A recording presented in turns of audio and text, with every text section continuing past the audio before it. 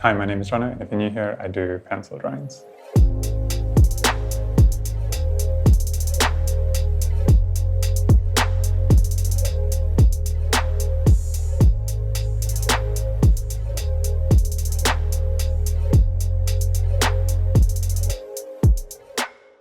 I've just finished this pencil drawing behind me, and it's been one of my favorite processes so far.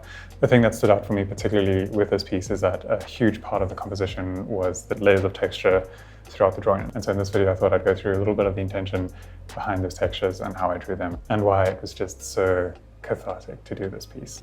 This video is sponsored by Squarespace, but I'll tell you more about them later. So the way that I viewed this drawing from a composition and texture perspective is that it starts off obviously with the black background, which is just this blanket as consistent as possible texture. Then moving slightly into a softer texture, and that contrasted with the rhino skin, which was this really gnarled, intense texture. Moving back down to more of a reflective texture in the fingers, and finally an extremely reflective texture in the ground underneath. And I really enjoyed the transition of these layers and exploring the methods that each of these textures required. For doing the background, the technique for that has kind of been consistent over a long time. So that's using graphite powder and just grinding into the paper with cotton wool and really trying to get it as rich and dark as possible. I'll often use stencils sometimes to get a sharp edge between where I'm doing careful soft drawing and trying to get my dark background. In this case, I used a small brush to try and get that transition as smooth as possible. Then moving down into that soft mask that's kind of dripped over the rhino. I have this little model of a toy rhino, and I poured ceramic slip over it to try and get this really ultra smooth texture. And then I started cracking that, which is another element in a lot of the drawings that I've been doing lately. So I did that a lot with a brush and just smoothing over the graphite, creating these really soft tones. I really enjoyed slowly layering the graphite, creating a bit of cross-hatching, then cross-hatching again the other direction, and likely going over with the brush again. That felt really cathartic, such a contrast to the rhino skin, and I really enjoyed that break. So alternating at times between where I was drawing the rhino skin and where I was drawing the slip, that was a lot of fun. And because I applied the graphite so softly and did that layering, I could very easily remove material with some small erasers, so a Tombow Mono Zero or just a pencil eraser. So being able to remove that graphite really easily allowed me to create this illusion of some cracks and creases within that soft layer really nicely. I felt like I made quite a lot of mistakes with this drawing, which is usually something that's really difficult to deal with. You can get disappointed, despondent, and almost fall out of love with your drawing very quickly if you find yourself making a lot of mistakes. But the best way to deal with that is to really try and reframe the mistake-making process as an opportunity to learn a lesson. And I think the more that you spend time with a practice, those opportunities become a little bit fewer and fewer. And so finding out something new that you can then apply to all of your work moving forwards is an absolute gift. A mistake that I felt I made a little bit with this piece was creating too dark a shadow underneath the smooth tone of the slip, which almost made the coat on top of the rhino look like it was cartoony and not quite as realistic as I wanted. So having to go back into that and soften that up was really important when I stepped back and looked at the piece.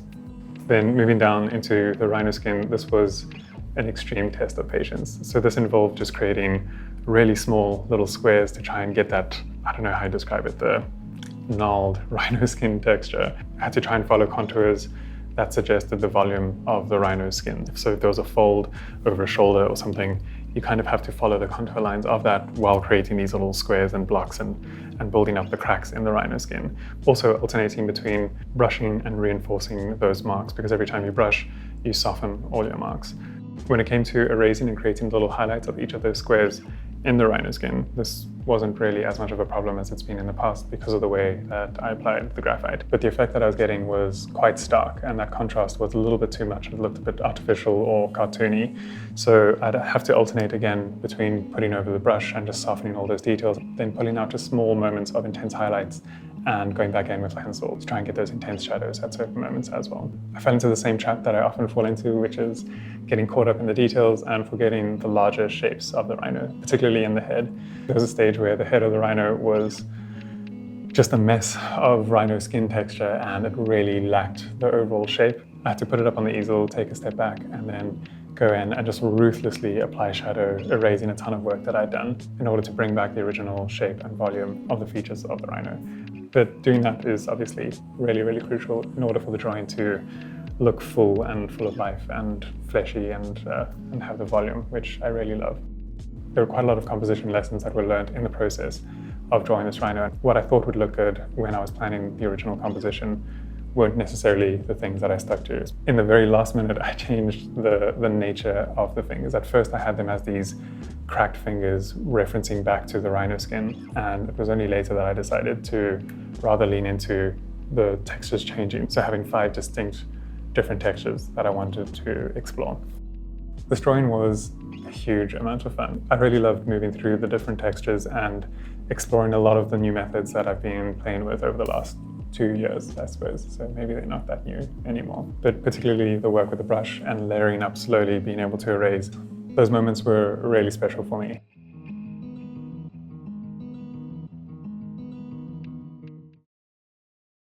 Before I end this video, I just want to give a quick shout out to this video sponsor, Squarespace. I've been working with them for a couple of years now, and they've played a huge role in my career. Not only in helping me maintain this channel by sponsoring these videos, but more importantly, early on in my career, I was looking for a way to build a website and beautifully showcase my work. The idea of trying to learn HTML and to build a website from scratch just seemed really daunting, and I also didn't have time to try and put together something beautiful and reliable to showcase my work and make it easy for collectors to find me and get in touch with me. And I felt that Squarespace did that effortlessly. I never had to patch or upgrade anything. I could register a domain with them and set up an online store, and most importantly, I could design a portfolio and show my work the way that I wanted to. Also, every time I got stuck, their amazing support team helped me out instantly. So if you're looking at building a website, give Squarespace a try. And if you decide that you love them, use this offer code and get 10% off your first purchase. Let me know in the comments if there are any tricks or techniques that you've stumbled onto with drawing with graphite or even with charcoal, because I'm kind of diving back into that now again as well. If you found this video helpful or just enjoyable, leave a like. It helps the channel out in a huge way. As always, thanks for the support, and I'll see you guys in the next one. Bye.